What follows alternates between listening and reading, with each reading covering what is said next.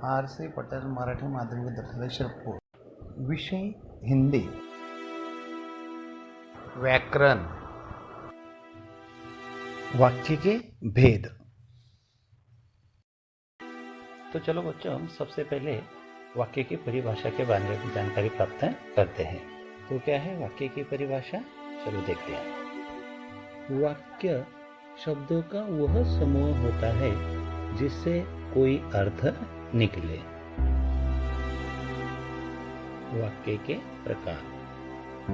क्रमशः वाक्य के 2 प्रकार होते हैं, रचना के अनुसार, दूसरा अर्थ के अनुसार. तो हम इन दोनों प्रकारों की विस्तृत से जानकारी प्राप्त करते हैं. रचना के अनुसार वाक्य के 3 प्रकार होते हैं. एक सरल वाक्य, दूसरा संयुक्त वाक्य और तीसरा मिश्र वाक्य. अब इन तीनों प्रकारों की हम विस्तार से जानकारी प्राप्त करेंगे. पहला है सरल वाक्य. परिभाषा. जिस वाक्य में एक ही कर्ता और एक ही कर्म अथवा क्रिया होती है उसे सरल वाक्य कहते हैं. हम कुछ उदाहरण देखते हैं. जैसे मोहन पुस्तक पढ़ता है, लोमड़ी ने अक्ल से काम किया. अब इन वाक्यों में मोहन और लोमड़ी यह एक ही कर्ता और दोनों वाक्यों में दोनों का एक ही कार्य करने का बोध होता है, इसलिए यह वाक्य सरल वाक्य कहलाते हैं. वाक्य का दूसरा प्रकार है संयुक्त वाक्य. परिभाषा. जिस वाक्य में एक या 2 प्रमुख वाक्य होते हैं और 2 या 1 से ज्यादा उपवाक्य होते हैं उसे संयुक्त वाक्य कहते हैं. जैसे श्याम पाठ पढ़ता है और सुनील सुनता है.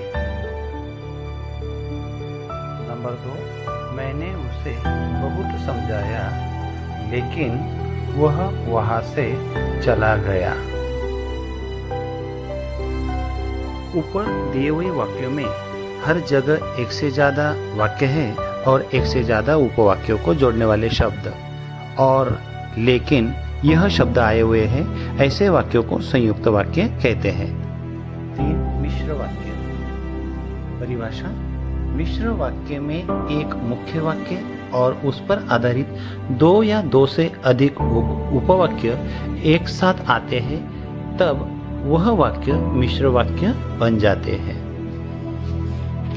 जो काम करेगा उन्हीं का सम्मान होगा. समझ में आ गया?